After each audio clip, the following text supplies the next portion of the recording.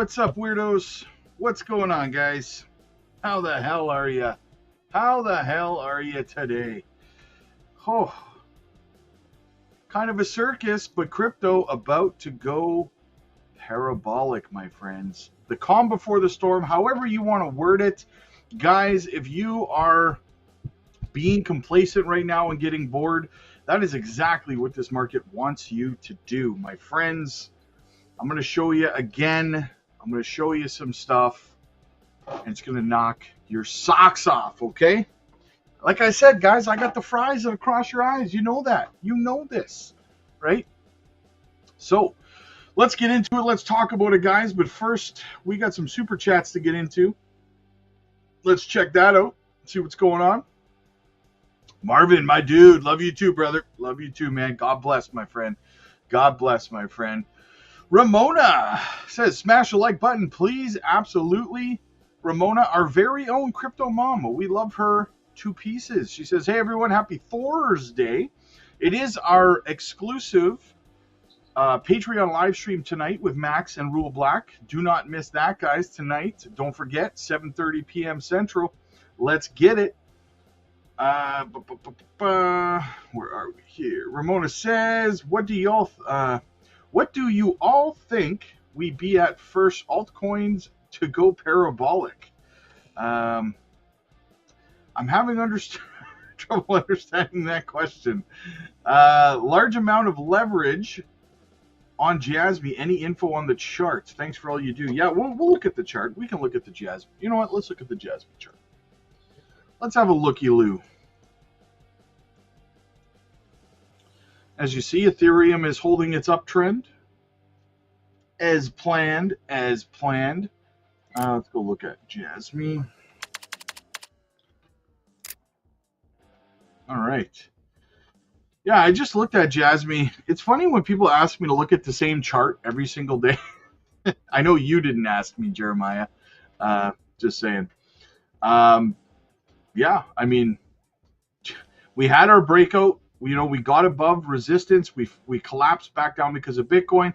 We tried to hold support right here at 1.675. Did not happen. Looks like maybe we're finding that now. This is where I told you guys we would yesterday. I think it was that we would probably find some support right here where we are, and the reason for that is because it was a significant level back here, resistance.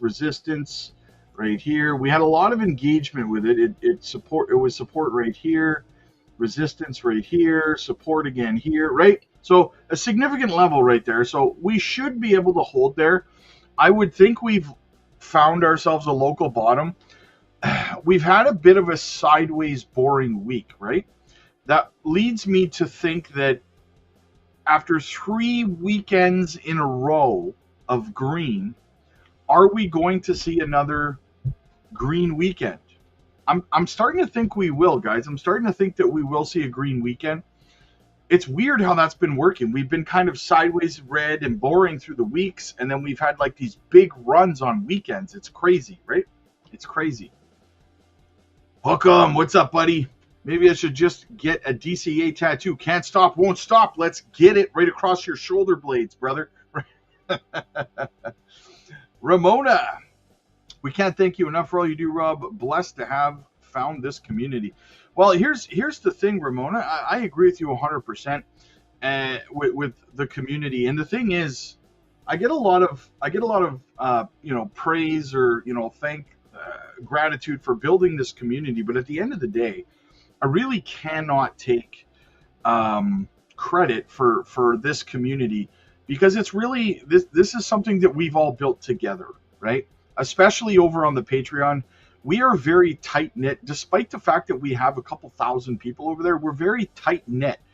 And I love how everyone supports everybody else. And really, all I did was get rid of the toxic people as they come, right? I just get them out. And then everybody else just, I'm always seeing everybody, helping each other, giving advice. People need help with cold wallets or hot wallets or how to find something or whatever. And there's always someone there helping, right?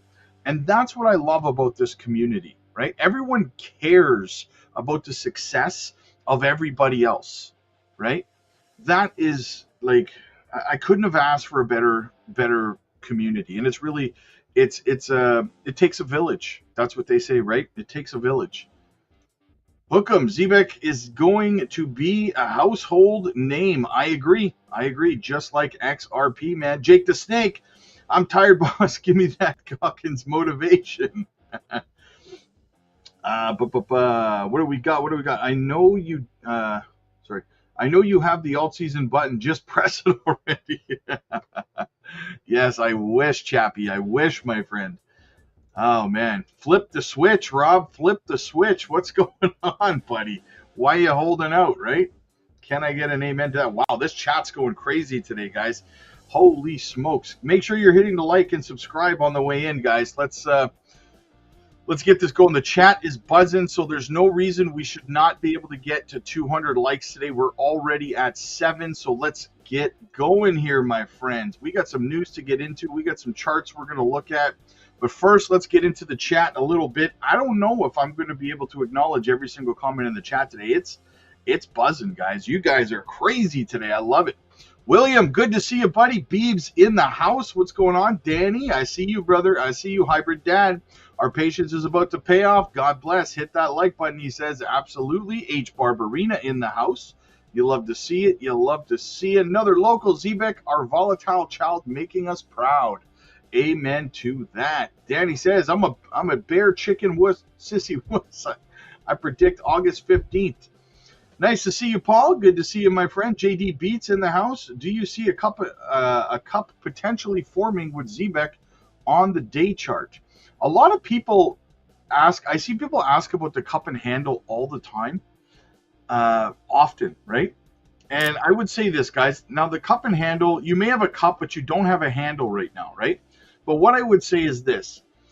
The cup and handle does not play out as often as people think that it does. At the rate that people ask me about cup and handles on charts, it's like people think that it's some sort of shoe-in, like guaranteed pump. And I'm not saying you're saying that, Beats.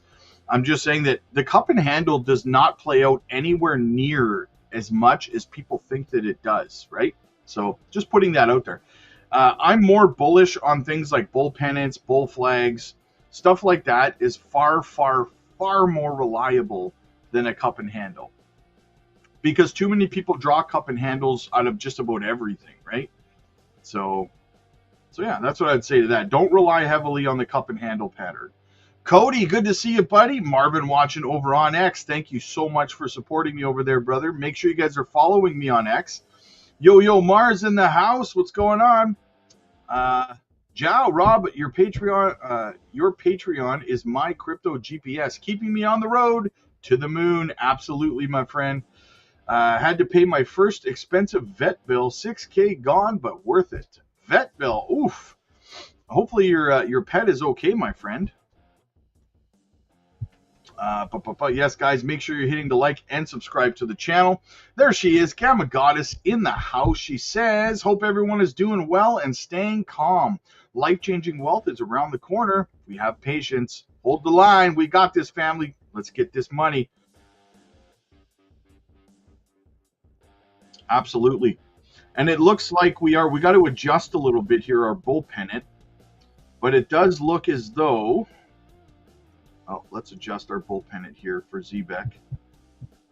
It does look as though we are still, building out another bull pennant here. So something to keep an eye on there on the charts. What do we got here? Kevin, good thing you drink 2,000 cups of coffee a day so you can keep up with the pace to the end of this bull run. Absolutely. I've actually been trying to adjust my schedule a little bit, guys, just so you're aware. I've been trying to take more evenings for myself because I've been burning the candle at both ends for so long now. Like basically from the moment I wake up in the morning to the time I go to bed at night, I'm on this computer, doing live streams, making content, doing research. So I've kind of tried to adjust my schedule a little bit where I'm trying to get all my content created and done between like 9 to 5 so that I can take evenings off and I can relax.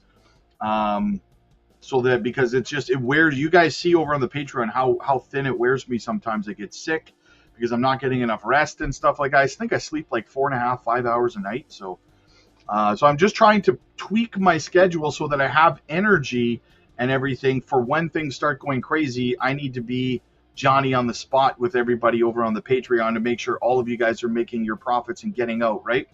And speaking of which, we're going to be talking about that today. So stick around for that, my friends. Danny, we like and subscribe. You hit the alt season button. That sounds like a good trade to me, man. That sounds like a pretty good deal to me. Holy crap, we reached our goal already. Let's start another one there. We started a new goal, guys. Holy smokes, you guys are beast mode today. You guys are beast mode today. Okay, back into the chat a little bit. No, another super chat. Oh, Danny says, thank you so much for all you do for us, Rob. Hey, no problem, man. No problem. Exit flip. Some of y'all still not on the Patreon? Question mark. Invest in your education. We're sending super chats because we're actually making money over here.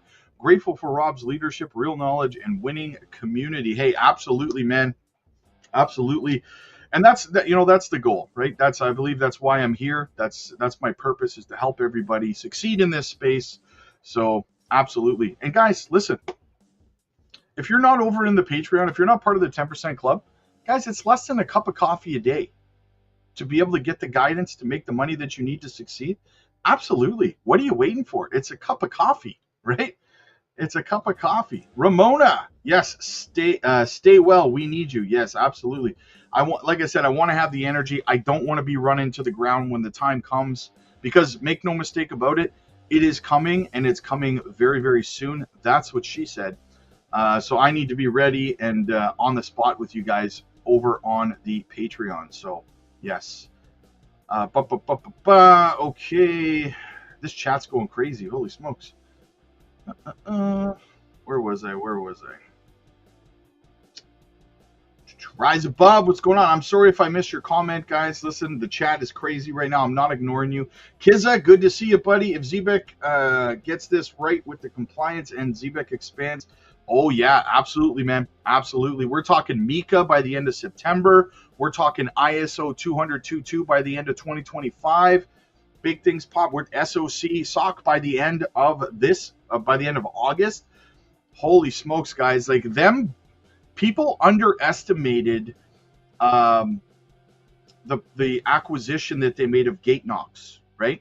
That was a huge acquisition, guys. A compliance company. I mean, you could pretty much do the math on that, right?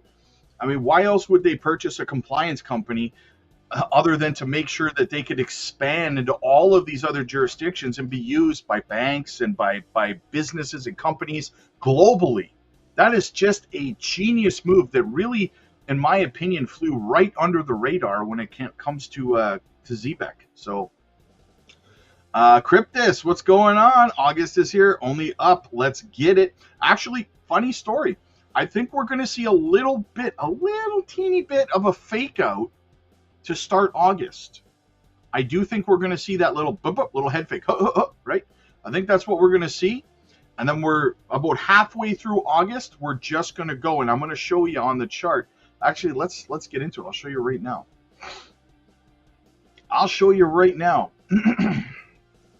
So now I got to give credit to Colin Talks Crypto, because I was watching him this morning, and he's the one who got my mind going with this. Okay, so he probably has no idea who my channel is, but again, I always give credit where it's due. I don't take credit for other people's stuff. So shout out to Colin Talks Crypto. Check him out on YouTube, guys. Fantastic analyst. He likes to cover the M2 a lot, right? He covers it a lot. So, but he got my juices flowing this morning. That sounded wrong, but he got the juices flowing. So anyway, on the M2 here, see, if we're tracking this, and again, I got to clear my throat. Hang on, guys. Sorry, it's really loud when I clear my throat. So yeah, I think we're going to see a little bit of a fake out, back down to about 17, maybe 16K, maybe even we wick down to 15 on a wick. It's not going to be like, we're not going to close candles down there or anything, but I think we're going to see a little bit of a head fake to start August. And then about halfway through August here, as we can see around the 13th to the 15th, we really start to go on a parabolic run with minor corrections along the way, right? And it's not going to be 100%. It's only an 80% correlation. So, you know, some of the corrections won't be as deep, some of the pumps won't be as high, but again, 80% correlation, right? But here's the key, though. So about halfway through August, like I said, I think we're going to see we have a big spike pump up here. I think we're going to see a pump, then we're going to see a dump, and then we're going to start to run about halfway through August. We're going to start that parabolic run all the way up. And from this, and I know I've been talking a lot about September being a red month, guys, right? But what I'm starting to see here on the correlation, if it lines up, and this is why I always say, you have to pay attention to crypto every single day. It matters, right? Because you have to be able to pivot your timelines and your schedules accordingly. So I'm tweaking my timeline a little bit here because of the M2 and the activity, right? So what I'm seeing is a parabolic run and then a little bit of a correction. Sometime around the middle of September, we're going to see that dip, right in this area here. It won't be 100%, it will be 80%, but you will see a bit of a dip right here in the middle of September. And then, so basically, like I said, a pump, a dump, and then we're going to go on a parabolic run through August into the middle of September, which is where we're going to see a bit of a correction. And then we're going on another monster run. Now, this is where it becomes important, right? Like, look at this parabolic run. And that's through September. After the dump in September, we're going to see the pump in September, right? But here's where it gets interesting is we actually see a big correction through the beginning of October, the first half of October, right? And then we see another move to the upside. Now, this area right here is what I kind of want to focus on today, okay? Because and I'm going to go back on the Bitcoin chart and I'm going to show you, okay, what I'm talking about. But if the M2 continues to roll over here, I don't think it's going to, for the record. I don't think we're going to continue to roll over yet. I think, and I've said this a few times, I think that the M2 is going to still put in one more high before completely rolling over, right? I don't think it's quite done yet. If it did give us another leg up, that would bring us into probably around, again, the end of November, maybe into December, right? But this up here is what I kind of wanted to point out, because if this does mark the top for Bitcoin and the M2 does continue to just kind of roll over, right? And we're not going to know that until time continues to progress here, right? Maybe 2 weeks from now, we'll have another look at the M2 and we'll see where it's at. Did it start to move back up or did it roll over, right? We'll have a better idea.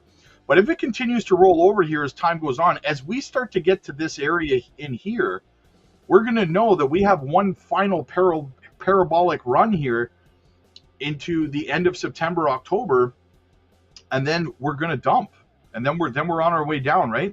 So this right here, this double top kind of structure that I'm pointing out on the M2, if I go to Bitcoin's chart, let me adjust the Bitcoin chart. I want to show you something from the last bull run, right? And this is where it starts to get tricky. It starts to get a bit dangerous, right? There we go. Okay, so here we are. It starts to get a little bit dangerous in here because what you end up seeing, it's possible we see one of two things here, right? We see this run up like I just showed you, and then a dump, and then another leg up. But then this isn't really correcting as far as the M2 is right now. So what I want to focus on is this here, right? Because we have the top, right? Then we have a dump. And then, as you can see on Bitcoin, we start to ride back up again, right? Now, this is the dangerous area because right here, when we start to ride back up again, a lot of people start to think, oh, see, because a lot of people did not sell up here and they wrote it down here thinking that the bull run was going to continue into 2022, right?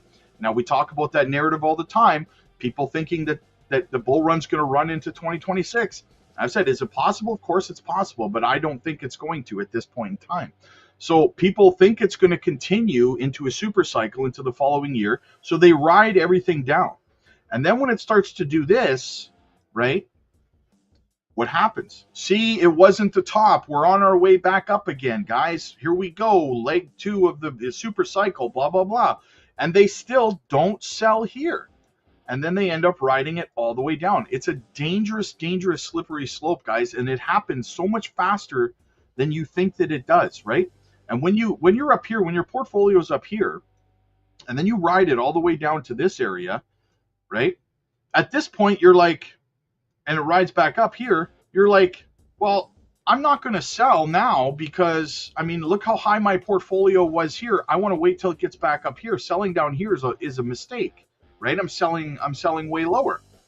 And then what happens? This happens, right?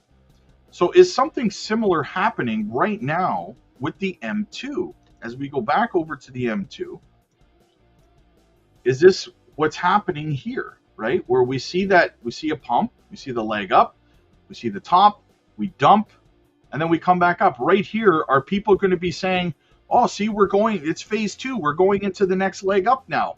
But really, we just come completely back down again, right? That's entirely possible, guys. So I made so many squiggly lines on here. So this is a very, very important area. You need to be paying attention to what's going on.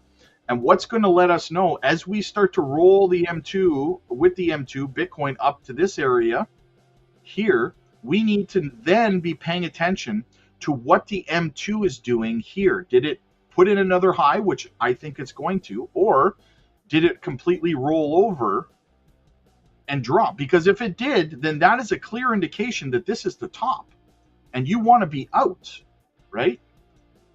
So you have to be paying attention. And I will tell you right now, at this point, where we are, even if the M2 rolls back up right from where it is right now and puts in another high, I am probably, if my altcoins are close, even close, remotely close to my exit price points, that you guys know what my exit price points are over on the Patreon, right?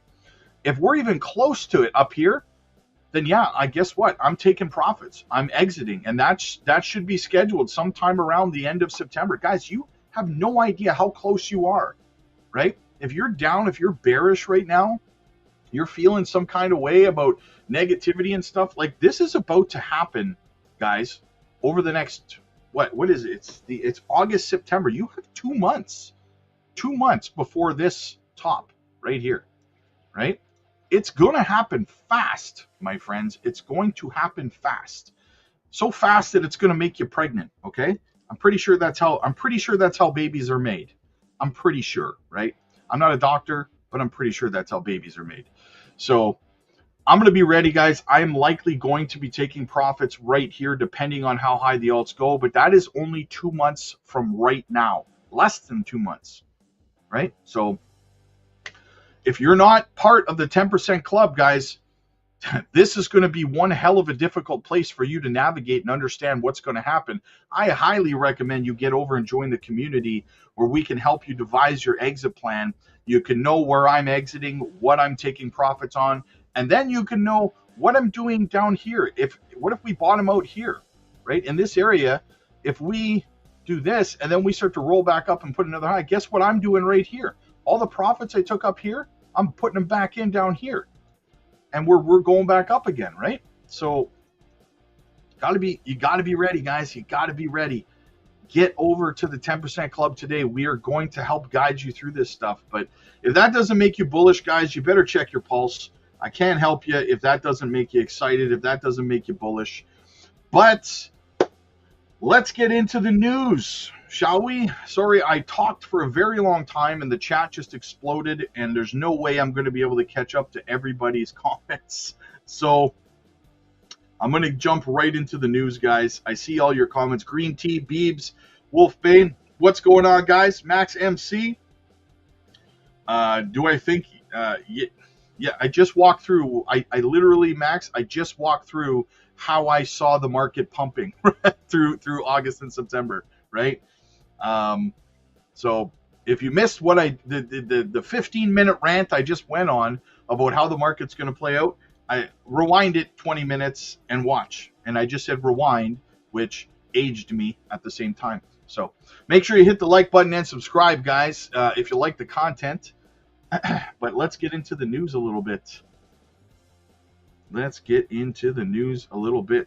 How do you get notified when the Patreon is live? You got to pay attention in the chat. Here's the thing, my friend.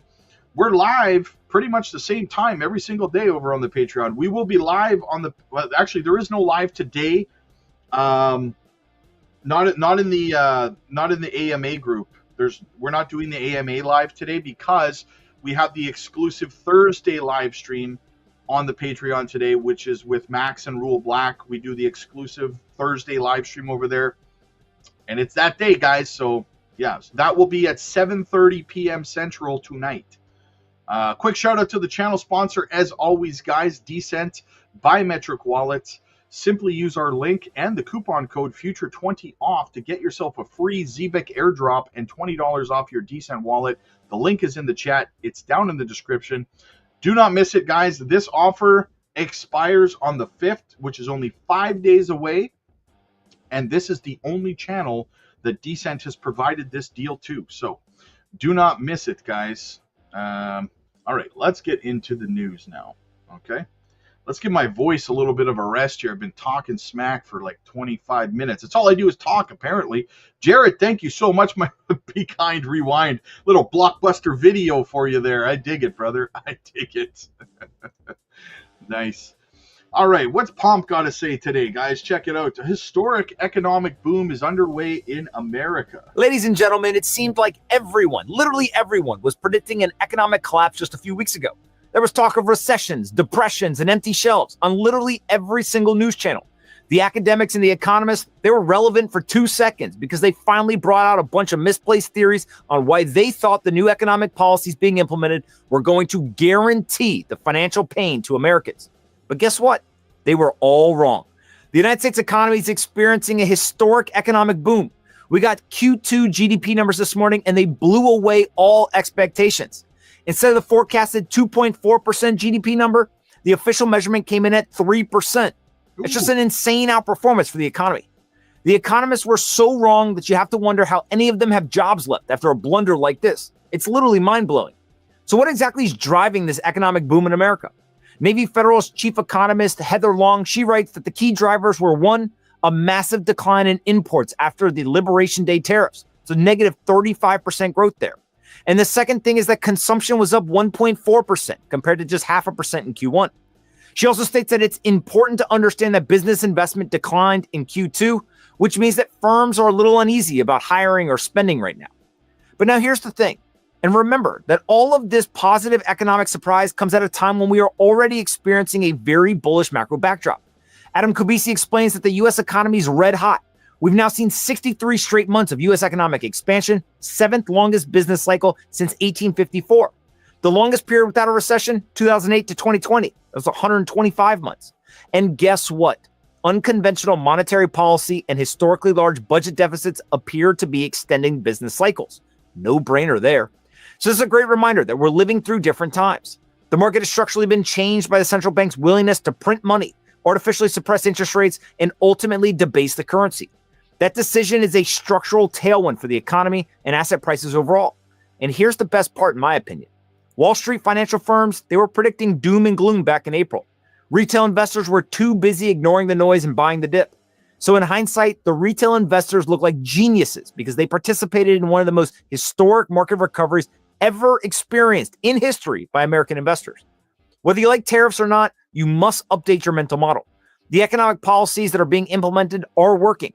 We're seeing significant economic growth, zero sky-high inflation, and an unemployment rate that refuses to sound any alarm bells. The big question now is, can we continue the bull run for months to come? I believe so. The data tells us that's likely, but we're all going to find out together. Let's go. And here we go, guys. D's Nuts once again showering the community with blessings. Make sure you show your undying gratitude and loyalty to D's Nuts for your gifted memberships. Absolutely fantastic. Thank you so much, D's Nuts. I have to thank these nuts all the time, personally. What else do we have? What else do we have going on? Oh, yes, Jamie Dimon. Check out Jamie Dimon. Boom. So he's still trying to FUD, right? Like, how much egg is on this guy's face? JP Morgan CEO Jamie Dimon says he's still not a believer in crypto. Check it out. Merging. We've seen lately a merging of kind of crypto and JP Morgan and traditional finance in recent months, whether it's the Coinbase partnership that you announced yesterday, where Chase customers can use credit cards to fund Coinbase accounts, or Investor Day, where you said clients can buy Bitcoin, although you cautioned against it, or the stable coin like token JPMD. How prevalent do you see crypto in traditional finance, and do you foresee risks as these two worlds do become more intertwined? Yeah, well, first of all, there's never been a new financial product that didn't entail risk. So that obviously is going to be risk, and they haven't written all the laws yet. Like, think of the rules around it, like, AML and BSA and KYC and disclosures, and when they say stable coin, which we're going to have. I'm not against stable coins, like a mutual fund, but mutual funds have rules. What are the rules going to be around stable coins? And I think there are really. So I'm a believer in stable coin, a believer in blockchain, not personally a believer in Bitcoin itself. But you're the customer. I don't like. Hold on.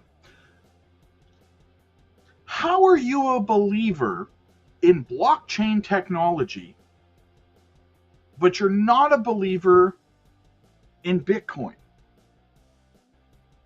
What you just said was, I don't believe in Bitcoin, but I believe in Bitcoin. Bitcoin is blockchain technology. There has never been a more asinine comment out of this man's mouth than, I believe in blockchain technology, but I don't believe in Bitcoin. What? What? That's I believe in the color purple, but I do not believe in the color violet. What? To tell customers what they can and can't do with their money. That is a whole different issue for us, and so we're going to accommodate those things. You mentioned that we did a deal with Coinbase, so you can now move money from Chase to Coinbase. We're going to make it easier for people. They've agreed how to use our APIs, which we think is a good thing. So we'll be in it, and we'll see. It's a little bit of a solution looking for a problem, because if I'm going to send you, we already have the JP Morgan coin. We already move money 24/7. We move $10 trillion a day quite effectively, efficiently, safely, with all the cyber protection and stuff like that. Here's the thing he's leaving out of that JP Morgan coin, though, right? That they don't talk about. People often say, well, why don't banks just make their own stable coins? They can, and they do. JP Morgan is an example. But here's the thing. One bank is not going to trust. There is no trust between banks. Despite what you might think, there's no trust. Stable coins need to be a trustless technology, right? Which means you don't have to trust that there's a good actor controlling this item, this stable coin, right? So another bank is not going to use JP Morgan stablecoin. They can use it for internal uses, no problem. But for the most part, other banks are not going to. They're not going to use JP Morgan stablecoin. They're going to want to use a third-party stablecoin, right? Because it's not a trustless system. So he's sitting here shilling JP Morgan stablecoin, saying, well, we use it. No. Nobody else uses it. Only you use it internally, right?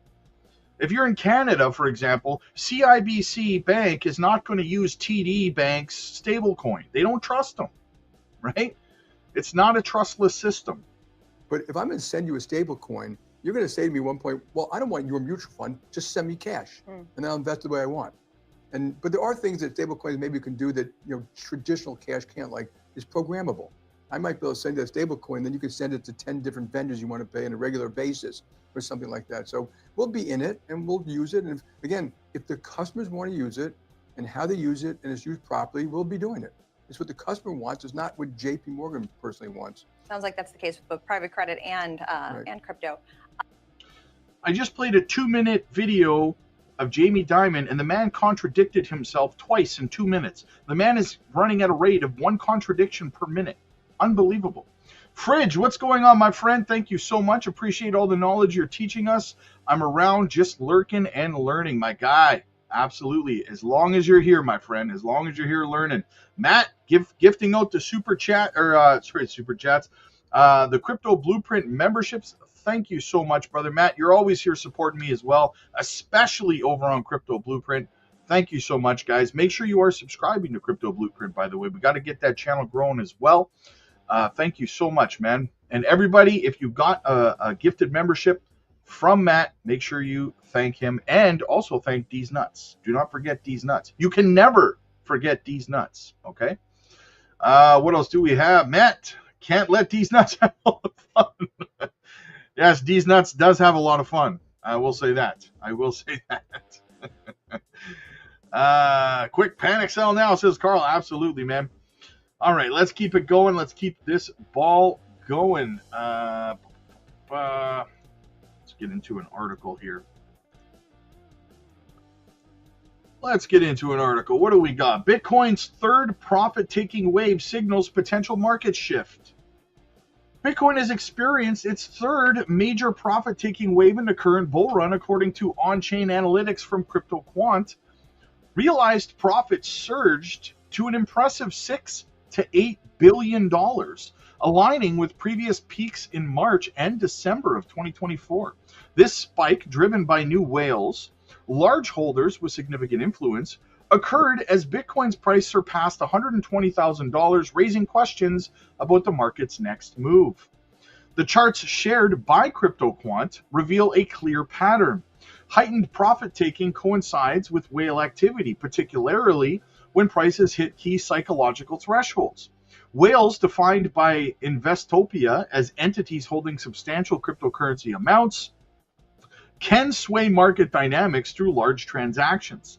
This recent sell-off mirrors historical trends, with a 2023 study from the Journal of Risk and Financial Management noting that such moves often precede market corrections or tops, challenging the optimism of a perpetual bull run.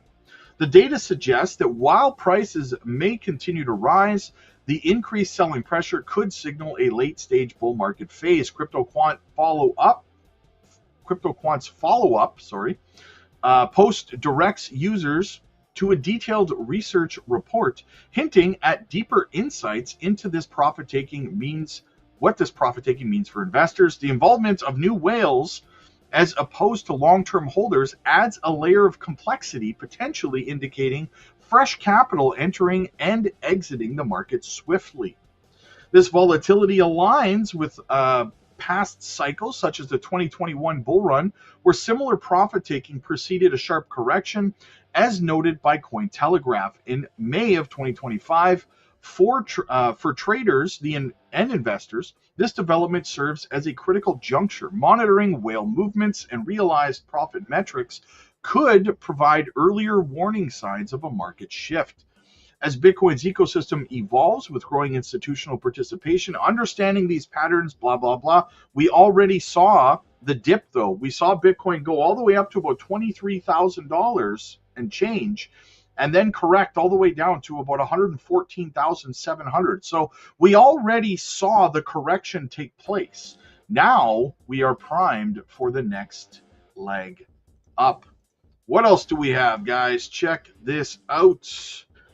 Former St. Louis Fed President Bullard, the policy rate is a little bit high for the situation. The Fed keeps interest rates unchanged. St. Louis Fed President James Bullard, he's dean of the Purdue University Business School. James, I guess we'll talk about the dissent. I don't know if it's really that. I guess it's interesting since it's been since 1993. But what do you make of the GDP report in light of the prior quarter being actual? You know, it's obviously being whipsawed by tariffs and imports. But was there? Can you just say, hey, that's great, it's 3%, or do you have to say but after that statement? I think you should average through the first quarter and second quarter. As you just said, that comes to 1.2%, so that's kind of sluggish growth. I'm not surprised. You're coming in with a new tariff policy. Those are taxes. That's usually not good for global growth. You had the 2018, 2019 trade war. That's exactly what happened. Global economy slowed down. You didn't get any inflation out of it, but the global economy slowed down, and the Fed eventually eased in the summer of 2019. So that playbook is absolutely playing out here, and that's how I interpret the first half of the year on GDP. I wonder why it's almost a stigma to dissent. Like, I bet you even though you sound like you think maybe a cut isn't an insane idea, and the other number that everybody's talking about is final sales to private domestic purchasers. That's supposedly a key indicator of demand, weakest 1.2%, weakest since 2022. So a low PCE, no real signs of inflation, and possible weakness starting to emerge. Why is it? Would you have dissented yesterday? You probably wouldn't have, because you're a company man, James. Why is everybody? Is it good to be a company man when dissent would be such a good thing in a monolith like the Fed or with groupthink? Yeah, I think there's a lot of groupthink, and you really have to fight against that. I think if you are going to dissent on the day, you have to say they really are making the wrong decision on that day, and that's what Chris Waller and Mickey Bowman said. I think they've got the right side of this argument. The committee went on pause earlier this year because they wanted to see what the effects of the tariffs would be, and they've kind of got an answer now. It's slower global growth, exactly what you'd expect, and not much effect on inflation, very muted. And so they can resume the campaign to recalibrate the level of the policy rate, which is a little bit too high right now for the situation. So that's why I think they are going to go in September ultimately, and then again in December. And I'd go further and say you'll probably get 100 basis points over the next year on the policy rate as inflation continues to come down through in the first half of 2026. So when you said you think they had it right, you meant you think the dissenters had it right. And as you pointed out, on the day of the decision, if you're a dissenter, you've made your feelings known, and you're pretty sure of yourself. And you said are you in that camp? Would you have gone along with it? I dissented on this issue sometimes, where the committee likes to do this. They like to, as a way to compromise on the committee, they'll say things like, okay, we won't do this today, but with high probability we'll do it, we'll do it next time. I said, well, you do it next time, why don't you do it now? And so sometimes I dissented on that kind of logic, and that sounded to me like Chris and Mickey were thinking that way. Right. And that's why Powell couldn't say, I think he was sensitive to that take. That's why he couldn't say anything about September. It's like, okay, we're going to wait to see inflation, but we're probably going to cut in September because we're pretty sure there's not going to be a resurgence of inflation. Well, then if you know that, you could do it now. So it sounds to me, James, like it's been clear to you that in terms of the dual mandate, that there was more risk on the full employment ticker, or more risk of tariffs causing a growth slowdown than causing resurgent inflation. And has that been clear to you? For how long? Yeah, well, I mean, like I say, I lived through 2018, 2019, and that was basically what happened. Yeah. And of course, that's what's going to happen. The countries that are being hit by these higher, globally, that's what will happen, because the countries that are being hit by these higher tariffs, they're going to not be able to sell as much stuff in the U.S. They have to find new markets or produce less. And they're scrambling around, and that's fine. They have to adjust to the new policy, and it's not all bad, but it does mean probably slower growth for a time in the global economy, and right. that comes back to the U.S. through multinationals here in the U.S. If I was the administration, I might concede that it was an average of 1.2, and we're doing our best, and we got none of the effects of the one big beautiful bill on immediate expensing. None of that's in here yet, and that could help. And lower interest rates could also help offset the negative effects of the tariffs. So both of those things could be a positive. So I don't know if I'd be just crowing about how great the economy is when when you're putting pressure on the Fed to cut. Yeah, I mean, the narrative is a good one. It's very much a pro-business sort of administration, and they've got many policies, I think, that are pro-growth that will ultimately bear fruit, as they did in 2017, 2018. And I think you will get faster growth. You've got the AI boom going on, and markets love that. So markets are looking ahead, as they always do. And they're saying, all of this looks pretty positive, even though the world has to adjust to the new tariff policy. Right. Well, we'll have the Treasury Secretary on and watch. He's so forthcoming a lot of times, but it's a needle to thread, I think, to both talk positively about that. I mean, it was a better than expected GDP number, there's no doubt. But if you want lower rates, you don't want to crow about it too much, I think. What should we ask him? What would you ask him, Dean Bullard? What's your give me your best question? Not what kind of tree he would be if he was a tree.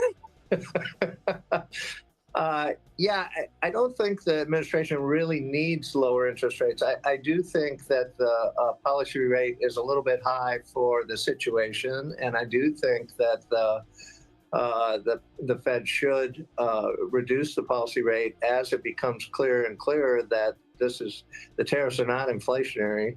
And here's the thing about interest rates: if the unemployment rate is close to the natural rate, which surely it is, the low 4% range somewhere, and inflation comes down a little bit more, from underlying inflation being 2.5%, it comes down a little bit more. The policy rate is supposed to be down close to wherever you think the neutral rate is. That's 100 basis points lower, at least, than where the committee is today. So the direction of travel should be to lower rates. But I don't really think that the administration really needs those lower rates, because they've got many other policies that are driving growth, and markets are loving that.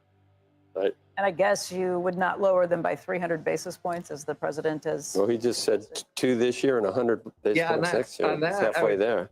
I would say careful what you wish for. I mean, we had super low rates, and I've been on this program talking about super low rates, and I didn't see any boom coming from that. That was just a very unusual situation historically, and boy, we struggled in a lot of ways during that period. So I don't think that's what. Yeah, C19 was the narrative that he's leaving out of what he's saying right now, though, right?